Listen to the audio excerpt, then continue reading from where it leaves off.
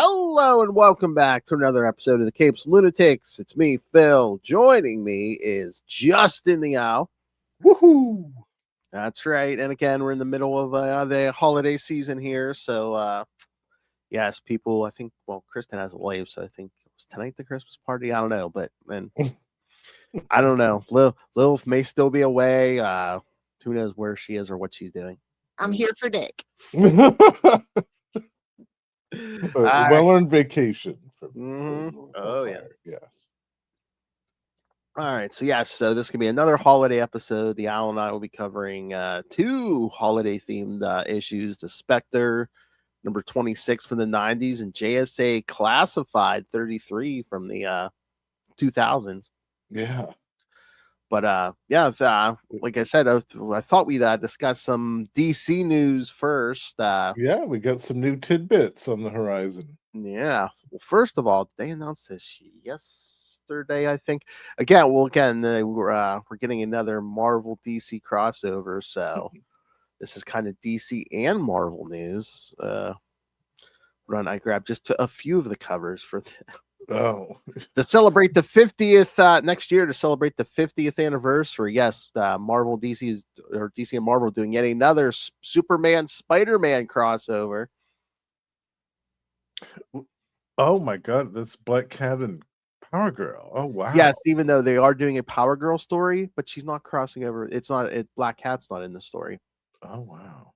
I did send that cover to Ray, and he was quite pleased with it. He said he wishes it was Black Canary, but he was quite pleased with that. Yeah, that's good. Is that Superboy Prime with Black Suit Spider-Man? I guess, which I'm like, why? That's not regular Superman. What are you talking about? I'm just like, why wouldn't you at least, you could have did like Electric Superman there or something, Electric or the all white suit as a contrast? Mm-hmm. What are they doing? That's stupid. or that black suit he wore when he came back from the dead. Yeah, Black and black. Yeah, both wearing black, whatever. Yeah. Superboy Prime. Yeah, I was thinking about that, and then it hit me. It would have been the greatest variant cover. Electric Superman Electric Superman and Captain Universe Spider-Man. Oh yes. Perfect. Chef's kiss right there. Yeah. Absolutely. And yes, I don't even think that's all the covers. That's just the ones I could grab. There's at least one other one. Eight. So there's only 8 here. Yeah, there's at least one or two more. And again, who knows what's going to pop up between now and I think this comes out in March. Yeah. So in March, I'm sure they're working on more as we speak. Mm-hmm. Look, Red Sun Superman and Spider Hulk. yeah, I love that. I think my favorite though was the one with the Green Goblin and Lex. That's classy. That is nice. Yeah, I don't know who did that, but that's good. That's got the owl seal of approval on that. Yes. That does.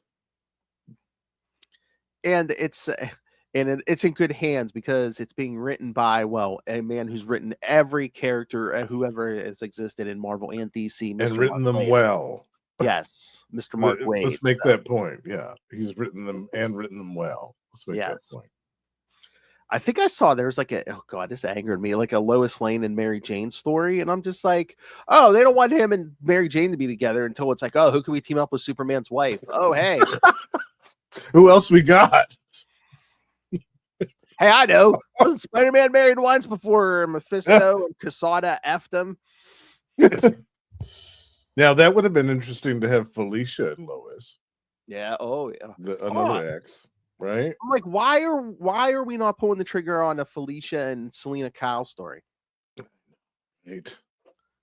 Like two cat. How's that not ever happened before? Maybe they're going after the same score. Who, come on. Yeah. How's that not ever happened before? That's ridiculous. Oh, you want to hear the weirdest one? Yes, they are doing a Power Girl story, but again, she's on the cover of Black Cat. She's not. It's not going to be Power Girl and Black Cat. It's going to be, for some godforsaken reason, Power Girl, and you will never guess this in a million years. Squirrel Girl. Never in a million years will you guess this. Squirrel Girl. Frank Castle. What? That's what it says. What? Yes, exactly. What kind of sense does this make? My brain just I can't deal with that question. They have nothing in common, not gender, not nothing. Street level, Power Girl and Punisher. Level. What? Oh, anybody but Frank Castle. God. Anybody. Wow. Why wouldn't you do like Carol Danvers or something? Yeah, exactly. How perfect would that be? Hell, give me any female. Karen and Kara. Give me Carol and Kara. Yeah, just the Scarlet Witch. I don't care. No, Captain Marvel would be perfect. Power Girl and Captain Marvel. Do that. Exactly. Have them out in space fighting some aliens and shit. Like Punisher? Are you? Wow. I know. I was like, wait a minute, is that a typo? No. Maybe they're messing with us. Maybe it's like an early April Fool's. Who knows? Yeah. That's bad though. If that's for real, yeah, that's gonna be dog shit. Yeah. I know. But I'm assuming they're going to do another one because, just like they did with Batman, Deadpool, and Deadpool, Batman. I'm sure after Superman, Spider-Man at some point. Spider-Man, God, yeah. Superman, yeah. Yeah, no, I think most of these are going to be fun. Like, I don't take any of this stuff seriously. I mean, you really can't. But that Punisher and Power Girl, like that's dumb.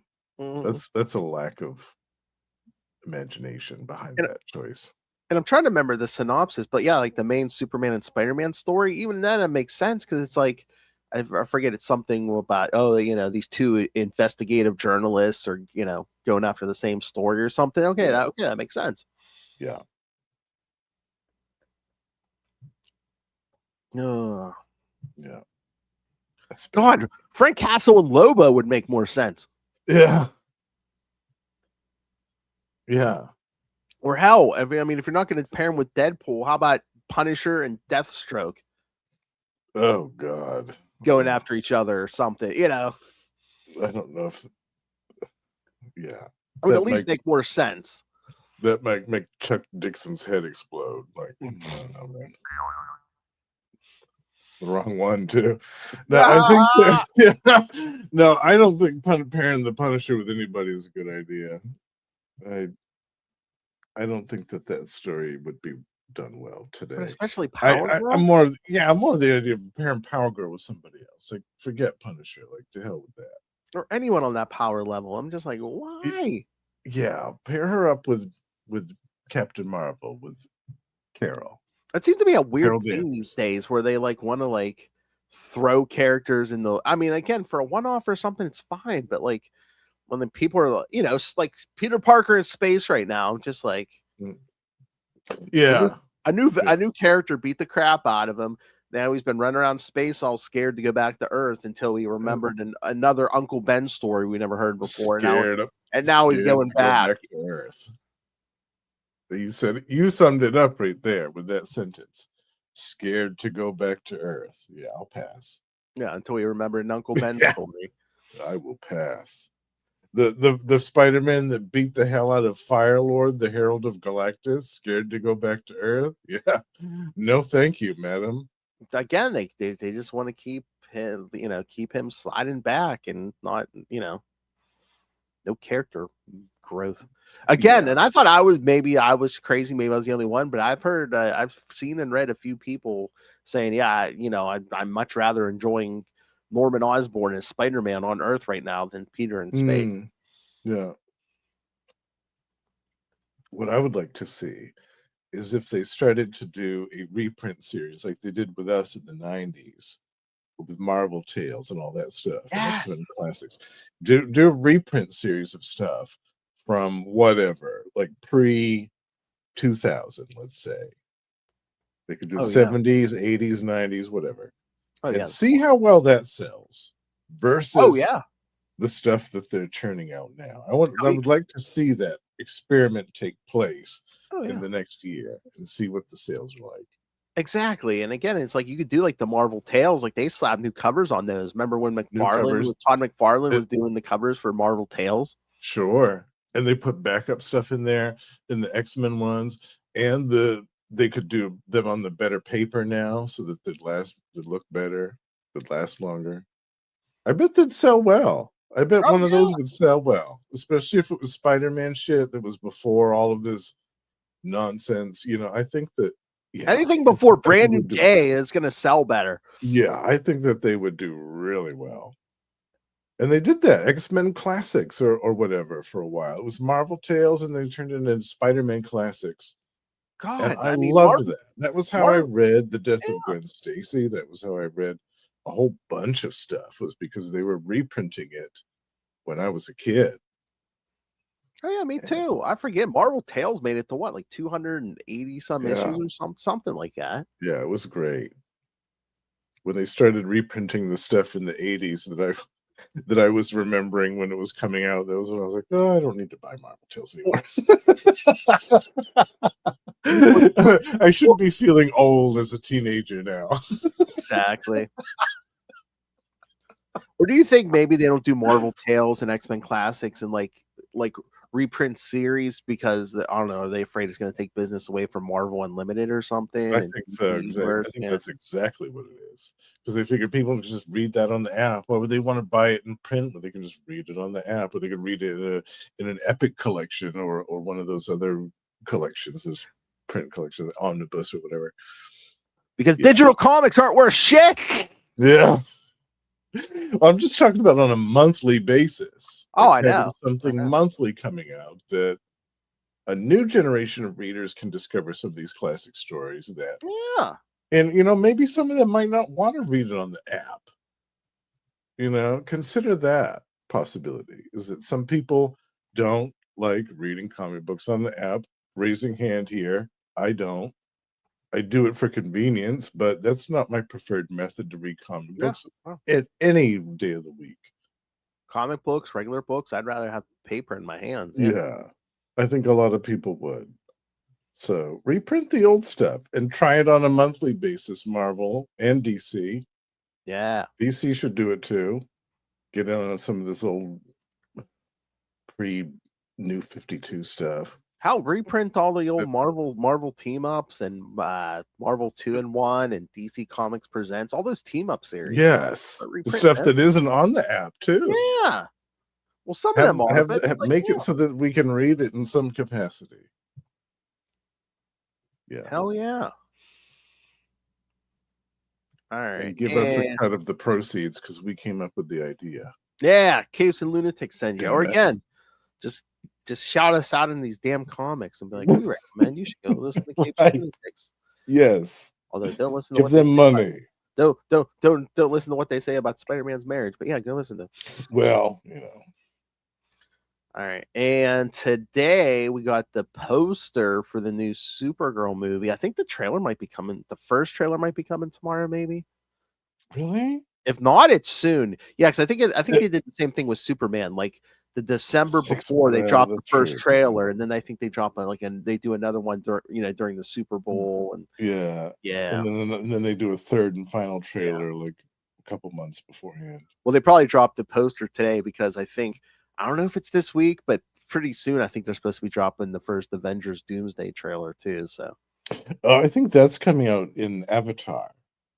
oh, is it? The new Avatar film. Oh, you know what? But I guarantee it'll probably be on TV and stuff like not too long after it's like in front of them, in front of Avatar and stuff. Oh yeah. All right. Yeah. So what do you think? What do you think? What do you think just from looking at this poster?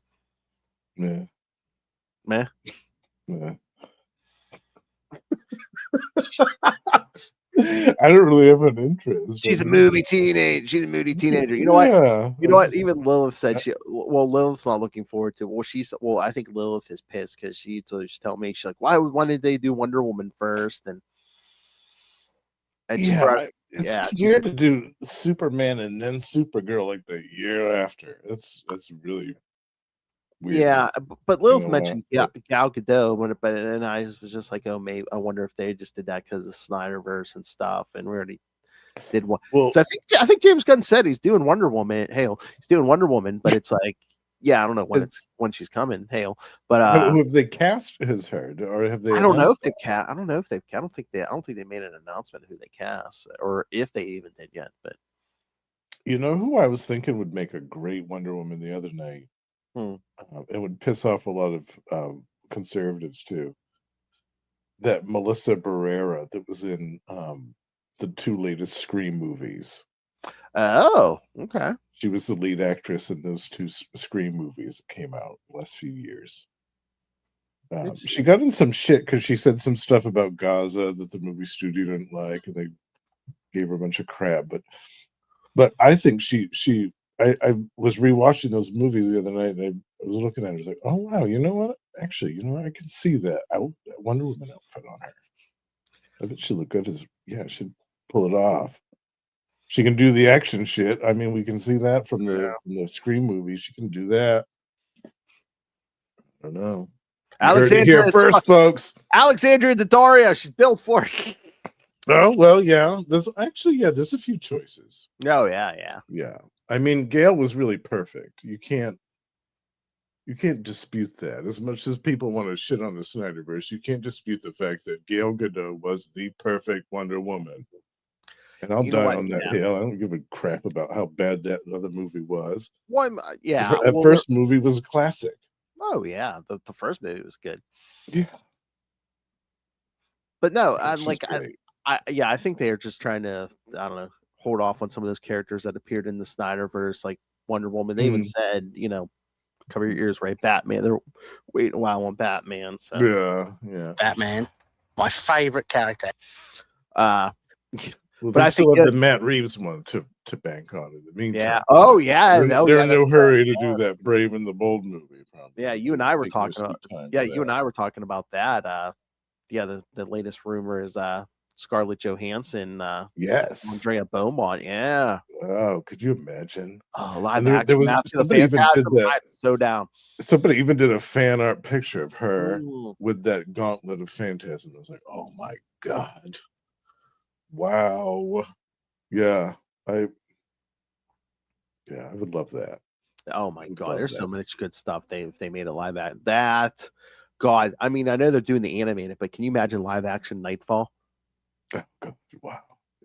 Just like the animated, that'd have to be at least 2 movies. I bet we'll see it someday. I bet we will. I bet we'll see Bane done right.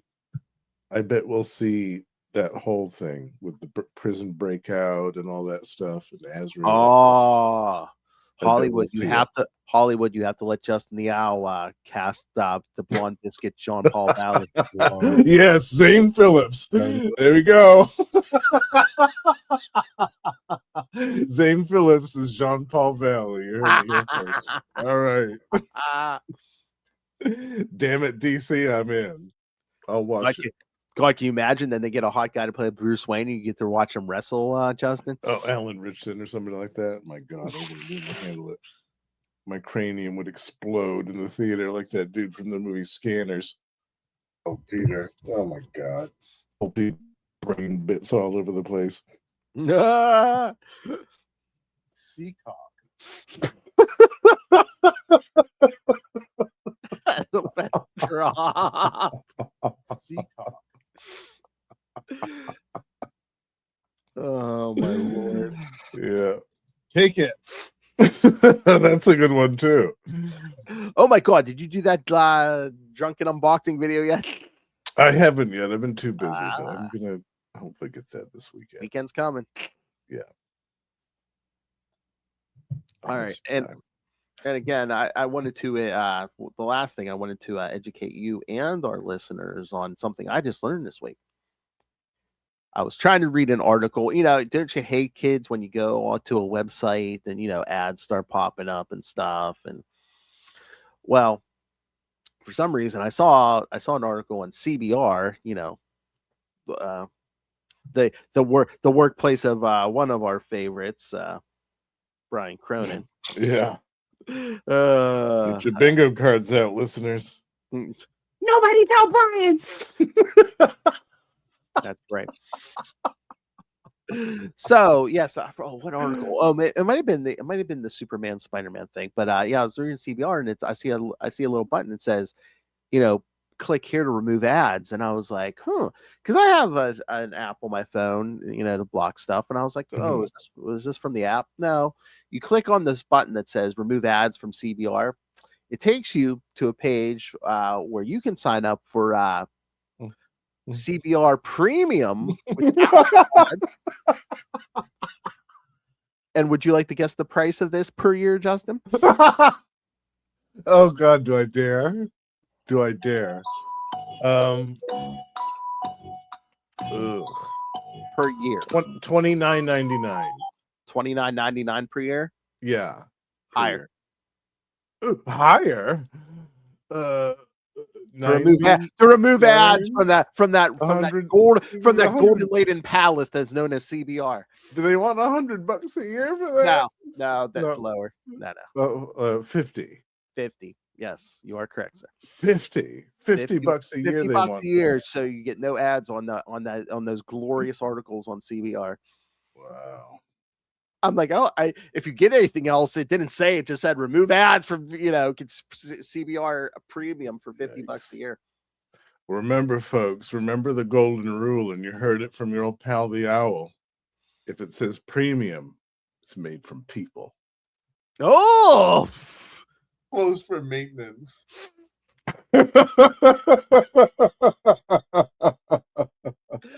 a lot of people know that, but that's something I found out in my life. It's a secret I learned. I'm letting it out to the rest of the world. God, if it says premium, no matter what it is, it's made from people. Oh my!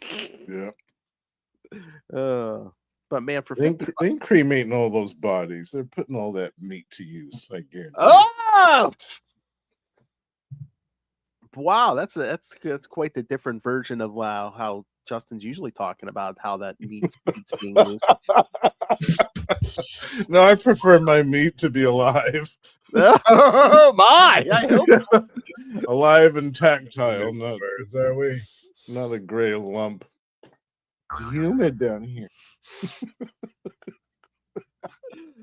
But man, for $50 a year, man, I need Brian Cronin standing outside my house yelling, "I'm a dirty thief! I'm a dirty thief! I stole everything I know from the Capes and Lunatics. Nobody tell Brian."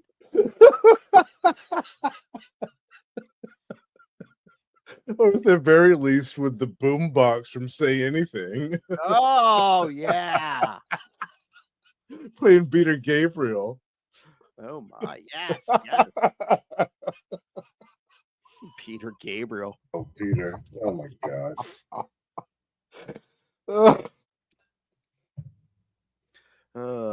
All right. Should we talk some comics? Yes. Let's talk these two holiday issues. It's the holiday season, damn it. Let's talk some That's right. Some holiday cheer with two members of the JSA. Oh yeah, that's right. Yeah, this first Spectre was one of my picks, and then you picked the JSA Classified one. Yes, and that I was like, holiday, and I was like, yeah, I was like, okay. It seemed to make sense. I was like, okay, you like Alan Scott, Yeah, definitely, yeah. And yes, it makes even more sense because he's another member of the JSA. Yes, I meant to do that. All right. Yeah, it was perfect. Yes, perfect we do have synchronicity. Yes. All right. We do have a synopsis for the Spectre one. We do. Oh, good. All right. We do not for JSA. So that's okay. But yeah, this cut. I mean, Is that a painted cover? Is that a painted cover? Yes. Oh, now that's one thing about this series of the Spectre, and this is why I will not ever buy this or recommend to people get this in collected edition as the sole means of reading this series, because all of these covers from issue 1 to the very end are all magnificent. They're all painted. Some of them are done by different artists. Some of them are glow in the dark. Oh, nice. Like I always tell people, get the original copies, because then you've got all the covers there. And look at that. I mean, that's amazing. I know. The Spectre riding a sleigh with skeletal reindeer. I mean, it's perfect. It's amazing. Oh my lord. Oh my god. Can you imagine a badass wall you could have with like a glow in the dark Spectre cover or that glow in the dark Ghost Rider cover? Yeah. Yeah, one of my prized possessions is my glow in the dark Spectre poster on my wall in my office.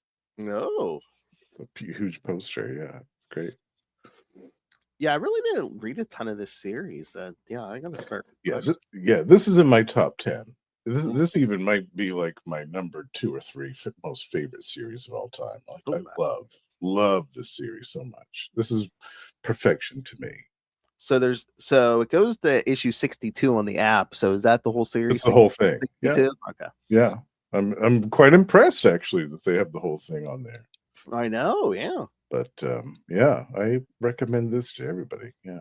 Because I was going to say, I know the Spectre series where Hal Jordan's the Spectre by J.M. DeMatteis, they don't have that unless they just added it. They didn't have it on the app last I looked. Yeah, they did not when I looked either, and that's annoying. They haven't collected that really in any capacity in a while. No, they have. I don't know if they've ever collected it. Well, I think there were some trades that came out back when it initially, but that was 20 years ago. Oh yeah.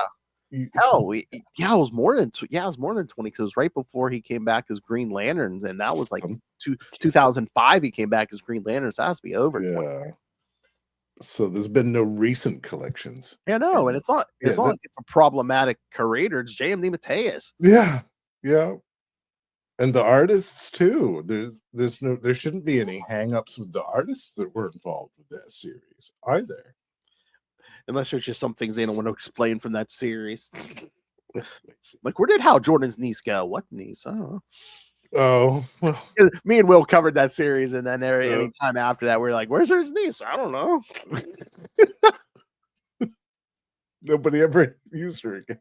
No. In any stories. All right. So this one, the Spectre number 26 from February 1995, The Door of the Solstice. Writer John Ostrander, penciler and inker John Ridgway, colorist Carla Feeney and Digital Chameleon, letterer Todd Klein, and editors Dan Raspler and Peter Tomasi. Jim Corrigan recalls the first time he fought as Osmotus shortly after World War II. They both got amnesia after the battle. Jim Corrigan forgot he was dead and became a cop again for almost 20 years. Then in a seance, the spell snapped and he remembered that he was the Spectre. Asmodeus woke up too. In the Church of the Holy Sepulchre, Jim Corrigan asked Father Kramer what he wants for Christmas. Kramer says if he could have anything, he'd ask that nobody in New York City be murdered on Christmas Eve. The Spectre warns everyone in New York not to kill. Then he finds a gang of kids after they shot a man. As the victim is ascending to heaven, the Spectre stops him and brings him back to Earth. He transfers the victim's pain to the gang of kids, but the victim's wound will still kill him by morning, and when he dies, the gang of kids will die too. The Spectre realizes that there are too many people trying to kill, so he tries to enter the body of every person in New York so that he can anticipate their actions, but the pain is too much and the Spectre can't take it. In the church, the shooting victim attends midnight mass with his wife and children, knowing that he'll be dead in the morning. The young gang member who did the shooting also shows up at the church and confesses to Father Kramer. Kramer encourages the Spectre to spare his life. In the morning, the shooting victim wakes up fully healed. The kid who shot him is forgiven, and the 3 other gang members are reborn as babies. All right. Yeah. It was a happy ending. Yeah, so yeah, but I mean, like the first part, is basically, I don't know, it's not your typical, touchy feely, feel good Christmas story. It's like, yeah, Yeah, that's why I picked it. Spectre's like, yeah, the victim's gonna die. Yeah, the three of you are gonna die. Everyone's going to hell. Consequences for your actions on Christmas. Mm.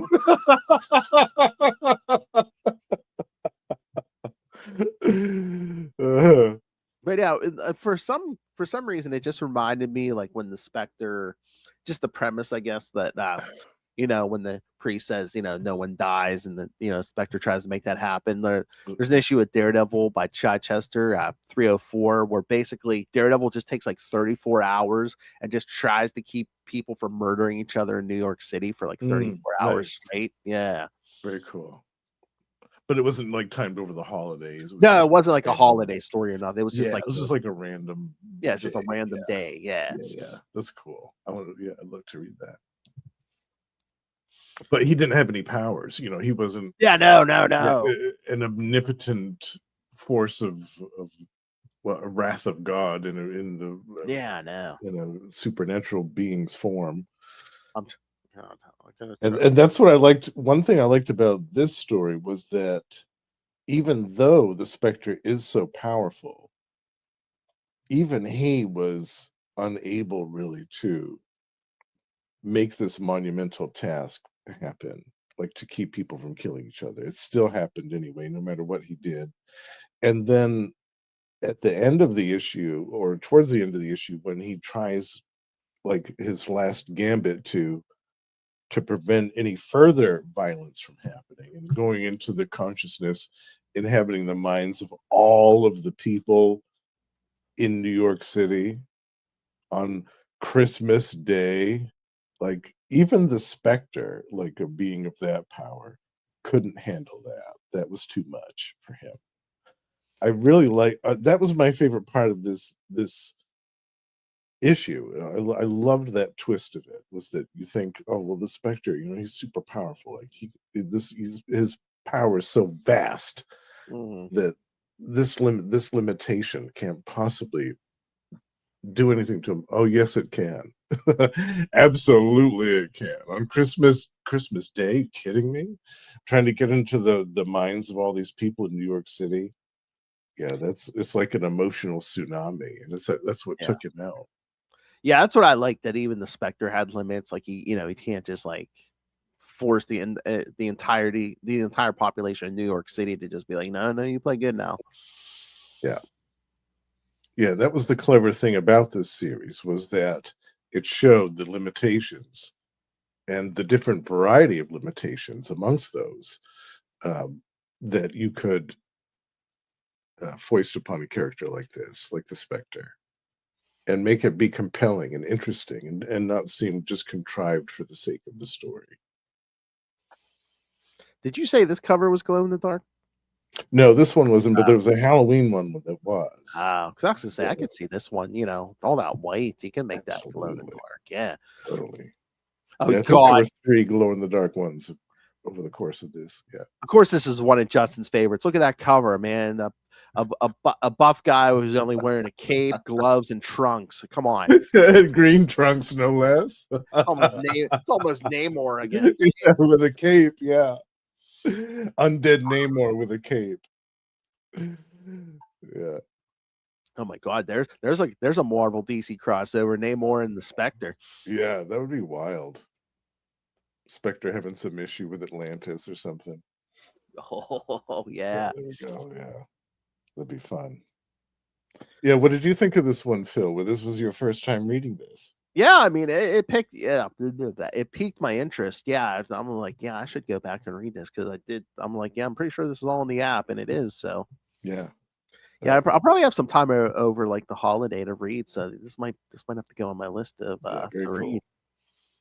Yeah, and this actually, John Ridgway, the artist in this, isn't the regular artist. It's Tom Mandrake. Yeah, I thought the majority of this. Yeah, I thought I remembered Mandrake's name, usually like tied in with this series with Ostrander. Yeah, and you remember him from Batman back in the day. Oh yeah. In the 80s, the pre-crisis Batman he did with Doug Minch. Yes, yeah. And didn't he do some Suicide Squad too? Maybe a little bit, maybe, yeah. Ostrander. That was Ostrander. Ostrander wrote that. Yeah. Him and Tom Mandrake worked together on a bunch of stuff, though. Grimjack and it's not ringing a bell, but yeah, I know there is stuff I've seen with Mandrakes. Yeah, and I love it. Yeah. He's great. Yeah. He's one of my favorites. But yeah, there is Batman stuff. I'm pretty sure I've read that. He's done. Yeah. Oh yeah. But yeah, no, like I said, I enjoy it. I want to try to read this whole series. Nice, cool. Yeah. So again, I like this issue and most stuff. If it's from the 90s, I'm usually like, oh yeah, this is great. Yeah. And it helps that you know who the character is, like you know the history of the character. But it also helps in this issue that they had that little blurb in the beginning, those first 2 or 3 pages, the recap of the origin was helpful. Because there were a lot of people that, even back then, who had no clue who the Spectre was. Yeah. And this was a great jumping on point for new readers as well. Well, yeah, because were the JSA in limbo at this point? Yeah, there were. Yeah, I mean, there was like a handful. There was Alan and Jay and Ted and a couple of the people that were just kind of. Well, I think Alan and Jay, when they went to limbo to fight the demon, I think Alan and Jay went with them because I remember some Flash issues where like Joan Garrick was like alone because like Jay was missing, and like that one Green Lantern issue where like Alan Scott's power battery calls Hal, Guy, and John. But, and they came back briefly in the 90s, like brief period where they came back in the 90s before 0 Hour happened. Yes, it was like a 2 or 3 year window, and that was like when my interest was peaked, the highest peak, because I had read these characters in the 80s in All-Star Squadron, and that was my introduction to them. And I thought, crap, they're gonna leave all these characters in limbo forever. But then they brought them back in the 90s, and there was a great, I don't know if you remember that Justice series, Society the Justice Society one. Yeah. That's like, I think was that the first appearance of Jesse Quick, or like an early appearance? I think so. Yeah. I think it was reading that series. Yeah. Wasn't it Len Kaminsky that wrote that? I think maybe it sounds familiar. Yeah. Yeah, I've got a poster of it on my wall. I should know. Yeah, but I loved that series. That made me so happy. And unfortunately, that was canceled much too soon. Yeah, that was one of the first, some of the first Justice Society I read. Yeah, it was so good. And I remember the artist they had for that was great because he had a very kind of, I wouldn't say it was like a cartoony style, but it was definitely more in tune with like the golden age imagery, and it was great. Yeah, it wasn't your typical 90s art. Yeah. No, not at all. I loved it. It was perfect for the JSA. Oh, yeah. Yeah, I love that series. Yeah. That was, like I said, that was some of my first early JSA, and that's the first place I remember seeing Jesse Quick. So yeah. It has a great issue where Alan Scott beats the crap out of Guy Gardner. I was like, yeah, give it to him, punch him in the face. Yes. No, but I mean, that art still left an impression on me. I still remember, what issue was that? The first page you open up, there's Jesse Quick running on the beach and stuff. Yes, yeah. Mm-hmm. Yeah.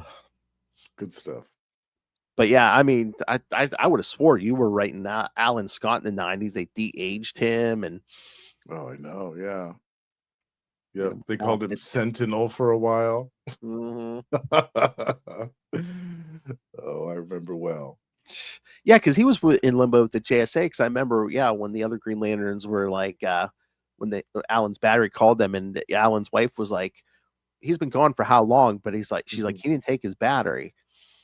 Oh, so yeah, because they kind of, I guess, time stood still in limbo, so his ring never ran out of power. Right. Never mind the Starheart, but yeah, that whole limbo thing was a mess. Yeah. I know, it's like, why bring them through Crisis if you're just going to do that? Yeah. So bad. Well, me and Lilith always say it's like, all the little cracks started at Crisis. It's just they get kept just trying to fix it with crises after crises and just keep piling crap on it. It's like exactly. That's exactly what they did. And then they flip flopped every Crisis. It's like, oh yeah, Joe Chill killed Batman's parents. No, he doesn't know who killed his parents. Oh no, it's Joe Chill again. Yeah, right. Make up your mind. Who did it? Or like Superman's parents are dead. They're not dead. Yeah. Or Barbara Gordon can walk. Or can she walk? We don't know. God, I know they fixed that in New 52. It's like, come on. Yeah. I don't know.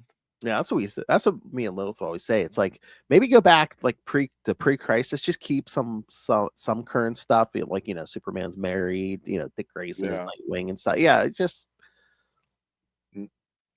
Well, my thing is, like, always try it in Elseworlds or What If first. Mm-hmm. Have that be the testing ground for some of these crazy ideas that you want to do with the mainline characters. And then if they sell like crazy and there's a huge reaction to it and the fans love it, then go and incorporate that into the regular stuff, but do it in a way that makes sense. Make it make sense. That's really, if I could give advice to any comic book writers, it would be that. Try it in an annual or a one-shot first. Oh yeah. For either Absolute or Vertigo, or for Marvel, you could do it in the Ultimates or one of those other What Ifs or whatnot. Try it in one of those first and see how the fans like it. See how the readers like it. And if they like it, do it. But if they don't try to make that into the mainline continuity, because guess what? People aren't going to read it. They aren't going to like it. The sales are going to tank. You aren't going to make money. That's the name of the game these days, kids. Well, that's what makes sense to them. So that's the language you got to speak. We need the money. Gimme. All right, I got a question for you. So you like the JSA from World War II, right? Not like as a separate Earth 2. Right. Okay. Yeah. Well, I mean, whatever continuity. Yeah. I mean, I do like the classic origin of them going over and beating up Hitler. Like, I love that. Mm-hmm. That's my jam. I mean, I like the World War II stuff, but I'm also like, if you put them on Earth 2, you can make them a little older than the Justice League, but it's like they don't have to be like senior citizens, and you keep having to constantly explain, hey, how are they still like running around beating up bad guys? Well, I always liked the Magic origin with that to explain how they got young, was because they had that fight way back when with Ian Karkull, the sorcerer. He exploded and got a bunch of magic all over them, and because of that magic, they had retained their youth and vitality, including like Ted, Wildcat, and Dr. Midnight, and Starman, and all those folks. The original Sandman, Wesley, all those people. I liked that. I thought, well, that's cool because it's magic. They had a fight. He exploded all over them. What in the name of you or Lilith's hard drive are you talking about?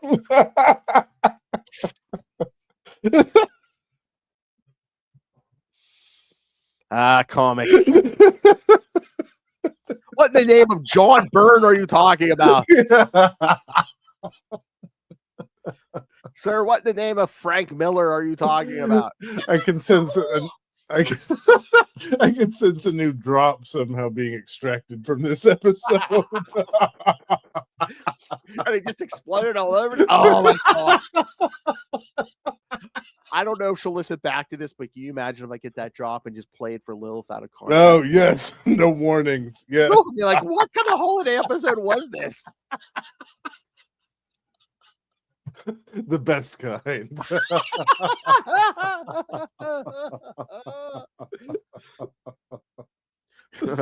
Justin says you'll log indeed.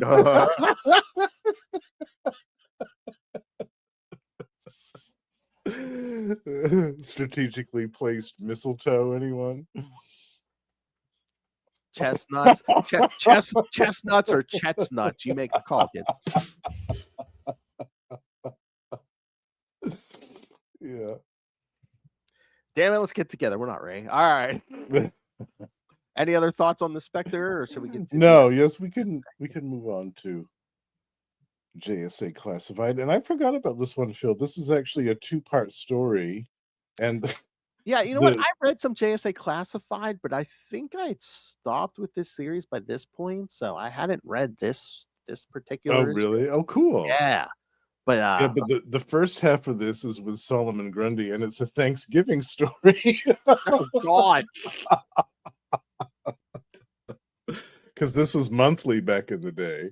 So that issue was yeah. probably November, and this is December. So funny. All right, hold on. I guess I don't know the synopsis, but and this is on the DC app also, kids. So yes, you can read this whole series on there. Actually, I think. Yeah, the more I say current, even though it's 2008. Yeah, I mean, the more current the stuff, I think, yeah, there's more likely odds that the whole series will be on the app. Yeah, this would be another one that would make a nice collection. Oh yeah, JSA Classified. That'd make a great one of those DC's finest collections. Oh man, yeah, and that Scott Collins cover there. Oh man, yeah. I loved his stuff on the Flash, like him and Jeff Johns on the Flash. Yeah, he's so good. All right, so JSA Classified number 33, February 2008, Ghosts of Christmas Past. Writer Junior Thomas, penciler Staz Johnson, inker Rodney Ramos, colorist Alan Pasquala, letterer Jared K. Fletcher, and editors Michael Sigling and Harvey Richards. All right, so you had read this before now? I had read it once. I'm back during COVID. I went and bought a bunch of these JSA Classified off eBay. I bought a whole pile of them. Somebody was selling a lot of them, and I think I'm only missing a handful of issues of this whole series. But yeah, I went through and read them then, but that was 5 years ago, so I don't. Yeah, I haven't read them again since. And I'd forgotten that this was like a holiday story for some reason. Yeah, it looks like it goes up to 39. So is that? I guess that's the whole series. I think it is. Yeah. Oh yeah, I see that Grundy cover before the. yeah. Wait, I think that's Collins too. Yeah, it looks like it. Yeah. So good. So this one opens up, I guess, where the last one a cliffhanger ending with Vandal Savage. Yeah. Yep, and the a Starheart manifestation of Jade, who is dead at this time. Yeah, and how did she die again at that? I think it was during Infinite Crisis. That matches up. Yeah. No wonder I blocked that out of my memory. It's like a crisis is coming. We need a body count. Yeah. Exactly. We got to kill some characters. There was a crisis coming. Well, we can't kill Nightwing. Okay. Bye Connor Kent. Bye Jade. Yeah. Yeah. But Jade was the love interest for Kyle Rayner back then, wasn't she? Yep. Okay. Yeah. Bad. Yeah, I think I'm trying to remember. They might have broken up. Yeah, I think they might have broken up at that point. Yeah, they had broken up before she died. But I mean, he still took. Well, I mean, he flipped out because first he was dating Donna Troy, and then like her family dies. Oh God! But then was she dead for a while or something? But yeah, he was just flipping out because he's just like, what? Like dating room. And then his first girlfriend before Donna Troy gets killed early in his run. The infamous fridge incident. Yeah. He still had trauma over that. He's just like anybody I get close to, they just die. The people around him die. Yeah, didn't he take off? Didn't he like leave Earth and like? Well, at the end of like that series, he takes off for space, and then that's kind of where they open up Green Lantern Rebirth with when Hal Jordan comes back.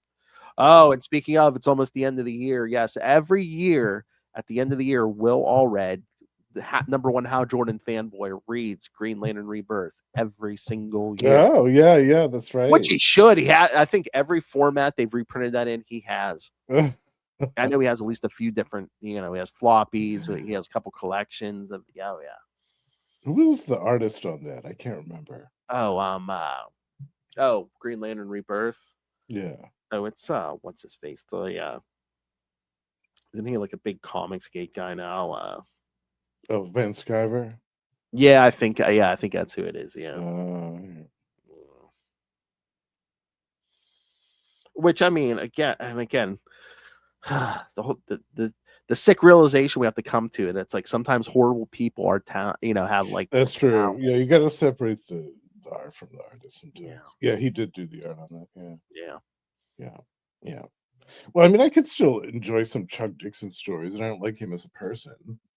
Oh yeah, that's his Batman stuff. I'll still go back and read that. His Moon Knight stuff. I'll still go back and read that. It kind of broke my heart when I found out what a dick he was, because I was like, I liked a lot of his Bat stuff. His Nightwing series. He did like the first 70 issues of that original Nightwing ongoing.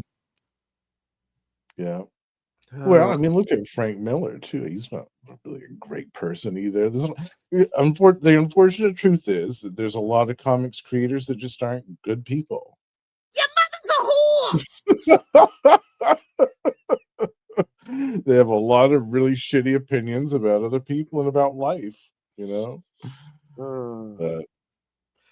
God! And then I know Chuck Dixon. And he just flips out when they turn any of his characters gay, and now he's just like talking head on that Fox News of podcasting Signal of Doom.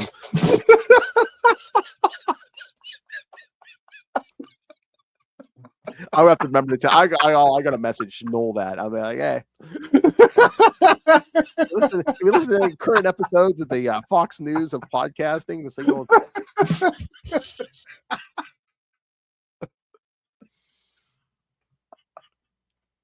here's your present, Noel Tate. Here's your Christmas present. Oh, I love that. Those boobs scare me.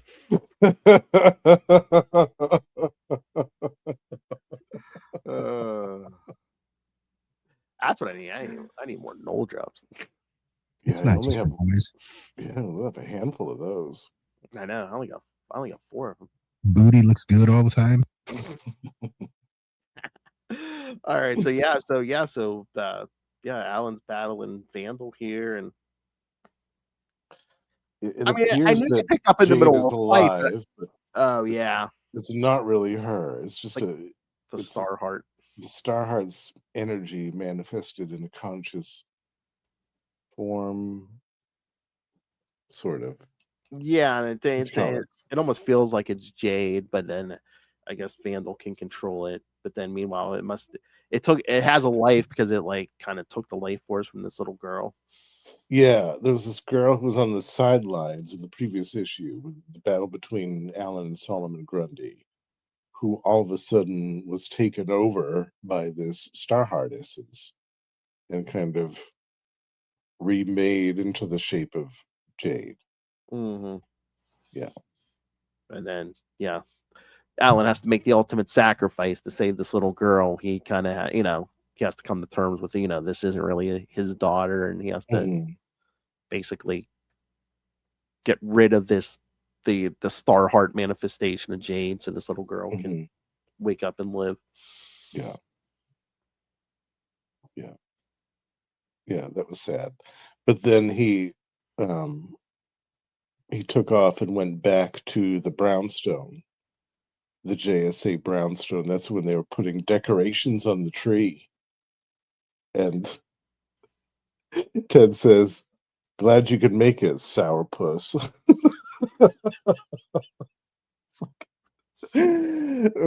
Ted, probably now isn't the best time to call him sourpuss, considering what he went through. I know, that's kind of what Jay says to him, and he's like, "Oh, sorry, buddy. Merry Christmas."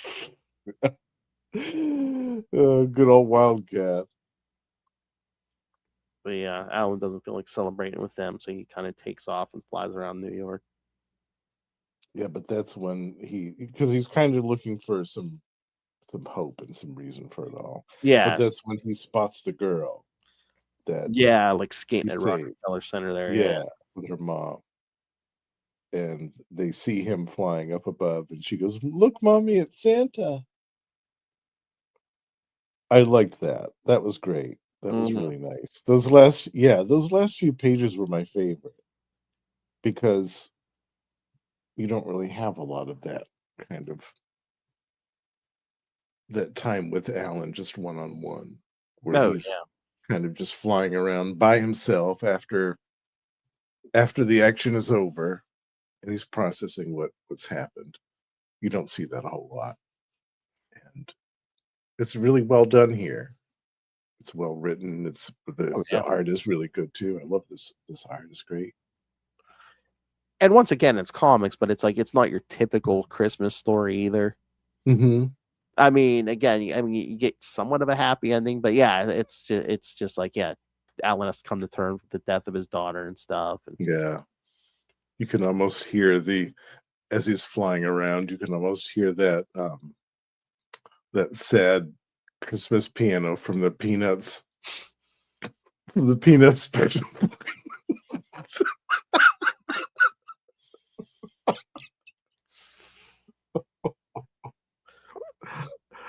I love what's the title of this? The Ghost of Christmas Past or something? Yeah. I guess they'd be Jade, but I was gonna say Vandal Savage. I mean, Vandal Savage probably invented Christmas. Geez. Yeah, exactly. He was there when it happened. Oh my God! Don't give them ideas. He's the guy turning Mary and Joseph away at the end. Yeah, exactly. It was his fault. Oh, it's so funny. Yeah, I love that. But yeah, I mean, we're talking about Alan, and I'm just like going through the Rolodex in my head of like Alan Scott's stories, and oh God, one day we need to cover. It was like 2 prestige issues. What was it? Fast Friends or Faster Friends. It was kind of like a team up. It was Wally West and Kyle Rayner, but also Alan and Jay. Oh. Yeah. Oh, cool. Mm-hmm. Is that? Yeah, I didn't. What year was that? Oh God, it was in the 90s. Let me. Oh wow, I don't remember that at all. I'll have to see if I can. Was it just like a one shot or a special or something? It was like 2. It was like 2 issues. Of them. Yeah, okay. I'm trying to remember it. Unless I just have him on the brain, it might have been Mark Waid too. I can't remember. Oh, cool. Even better. Yeah. I'm gonna have to see if I can watch it. Probably won't even be on the app or nothing, but some of those prestige one shots, they don't. Oh, here we go. I believe. Oh, they do have it. Yeah. Oh, nice. Okay. Yeah. Fast Friends. I'm gonna look that up right now. Actually. Oh yeah. Let's see. Oh no. Okay, so issue 2 was written by Mark Waid and Brian Augustyn. Issue 1 was written by, of course, Ron Mars. Oh, nice. Yeah. Because regular. Green Lantern writers. Yeah. Yep.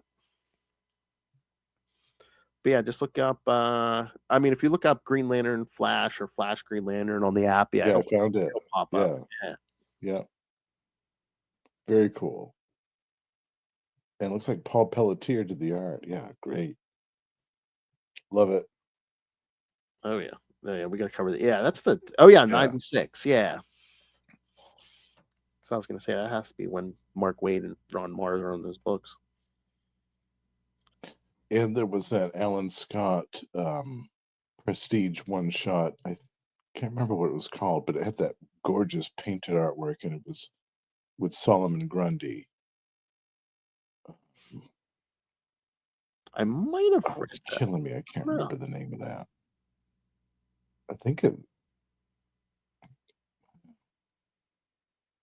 was it early 2000s, maybe. It was an Alan Scott story. Yeah, it was just him versus Solomon Grundy. I'm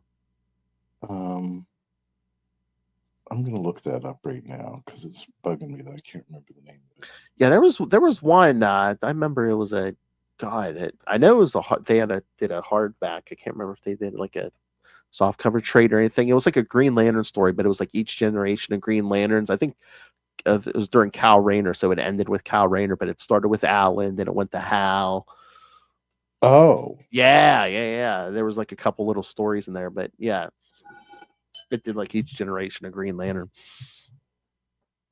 I can't remember. it was called Brightest Day, Blackest Night. It was in 2002, and it was Steven Siegel wrote it, and John Snyder did the artwork. It's great. I'm going to send you the link on Messenger, but that one might be on the app too. That one is one of my favorites. I love that. It's got some great stuff in it. Yeah, I'm trying to remember the name of it. There's another one too. It's was it 3-issue miniseries? It's like it's Kyle Rayner, Jade, and Alan Scott, and it has like stuff to do with the Starheart and stuff. Oh yeah, I remember that one. 90s, that one was good. Yeah. Because I think it was right after Kyle started dating Jade. I think. Yeah. That was good stuff. Oh, yeah, for a while they had them around as like a supporting cast for Kyle Rayner. That was cool. Yeah. Alan Scott was in there. He kind of was like being mentored by former Green Lanterns. Like, Alan Scott was there, but like John Stewart and Guy Gardner were also there, but they were like powerless, I think, unless Guy that was really cool. Yeah. Oh, let us not forget the Underworld Unleashed one shot. Oh yes, Abyss Hell Sentinel. That's right. Oh yeah, I forgot about that one. Hell Sentinel. Yeah. Oh yeah, there's plenty of Alan Scott we could discuss.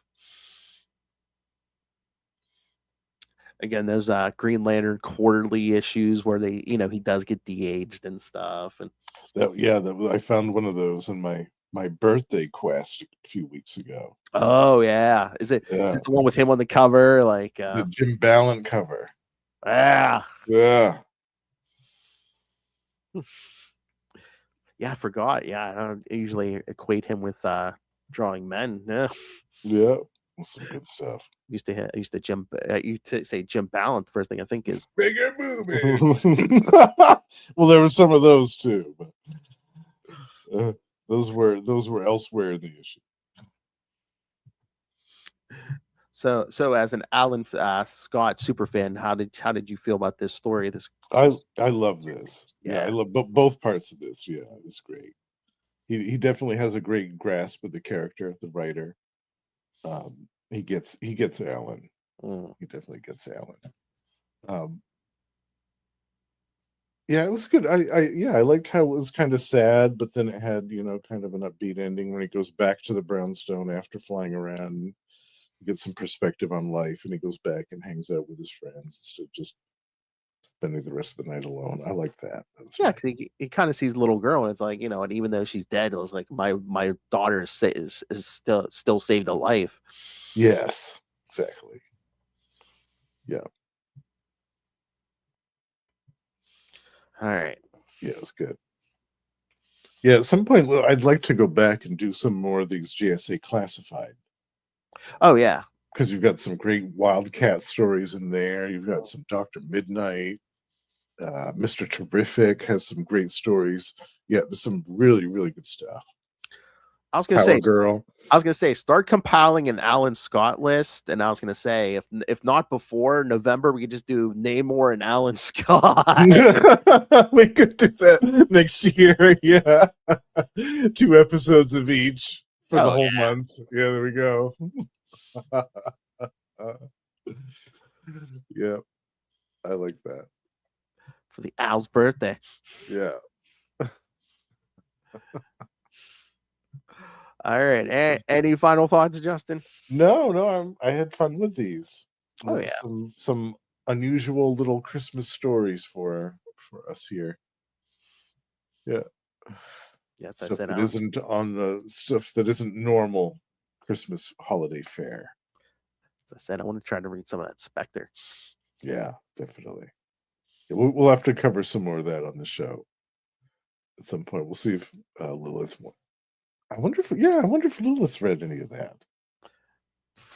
I don't know. Probably. I mean, I could see her being down with the Spectre. Mm. I think she's a big JSA fan too. Mm-hmm. All right, kids. So next episode you hear, and again, this will be recorded in order. Will be the next Chichester chat where we Terror Incorporated. Terror Incorporated number 8, a holiday tale titled "The Gift of the Magia." I can't wait. I love that title so much. And then the episode after that, you'll hear the Batman episode we already recorded with Lilith and Kristen. So, okay. All right, I can make the announcement. All right. Bad news, good news, kids.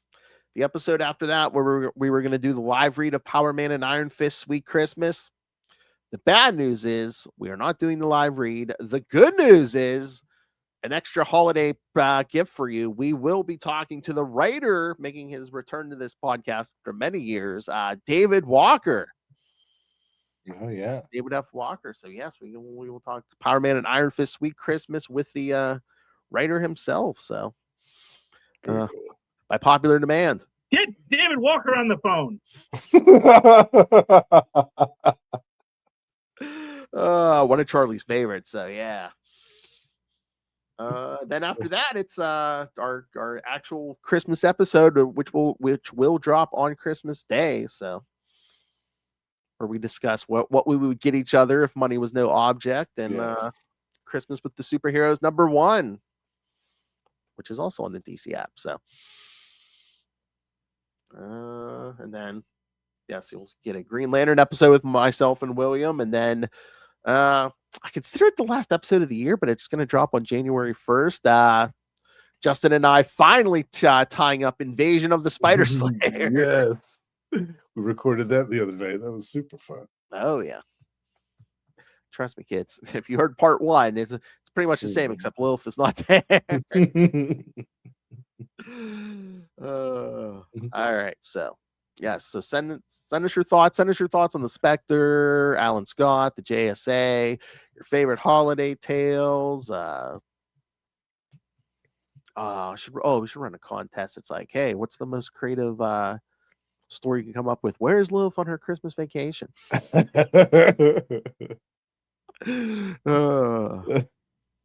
Did she join the circus right now? All right. Circus of crime indeed. The circus of crime.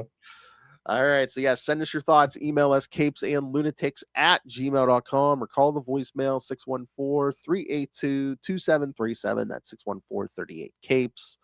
And maybe find us all over social media, pretty much on all social media. Help support us. Again, it's the holidays. Get some stocking stuffers. Buy some Capes Lunatics merch at TeePublic or Spring. You can also give us Christmas and just rain random money on us through the Cash App link. Remember, the queen needs money. We need the money. 200 and some Funkos don't maintain themselves, kids. And of course the Patreon, where again you get exclusive uncensored content. In November, Lilith, Justin, and I talked what's wrong with Marvel and DC at the moment. This month, Justin and I will be talking some of his favorite music, his concert going experiences. So very Justin centric. Yep. And if you have thoughts for next year's episodes, yes, when you subscribe to the Patreon, you get to request topics. So please request topics for us to discuss. But yes, again, another way to help support us. So subscribe now at patreon.com/CapesandLunatics. I need a new video. All right. And like I said, the December Patreon will be very Justin-centric. And if you need more Justin-centric content, you can always catch him on the Lost Library of Legends, right, Justin? That's right. And this month I'll be doing the first of 2 parts on a DC series, which I'm sure won't be on the app anytime soon. Called Firebrand from 1996 or 7, I think it was. Sounds about right. Yeah. Going back to the 90s here, bitch. That would have been my guess, somewhere between 95 and 97. So Yeah, they were trying out a lot of stuff back then, and unfortunately, Firebrand wasn't one that lasted. But that's okay. We'll be talking about him. Don't you hate that when you enjoy like something and they just like end it after a few issues? Yeah, I do. Yeah, yeah. And this was a great series too. It only went 9 issues. Oh, yep. It was a real bummer. All right. And remember, there's still time. Go to Amazon. Go pick up Dick Grayson, Boy Wonder. Give your loved ones the gift of reading this holiday. Yes. That book fits very nicely in a stocking. So go pick up Dick Grayson. And again, look, I put my money where my mouth is. There's Dick Grayson, Boy Wonder. Yeah. And yeah, so go pick that up. Again, great gift. And help support an educator because Kristen is a professor. So. Mm-hmm. And you can always catch me in my holiday cheer over at Podfather Phil. All right. So, all right. You got Lunatics again. All right. Thank you for joining us for this very holiday JSA centric episode. Yeah. All right. Till next time, we have been your Capes. Alpha Sign Lunatics. Great. Lots more holiday content coming up. Chichester Chats. We got Power Man and Iron Fist Sweet Christmas with David F. Walker. We got our actual Christmas episode. Other people may take the holidays off, but we don't. That's right. What we do. We're anyway. We're giving you some entertainment to get through the holidays with. That's right. If you find it a stressful period, come laugh off the holidays with us. We're going to start the year off strong. Next year, strong. Next Supergirl episode. Secret Wars 2 begins. Yeah.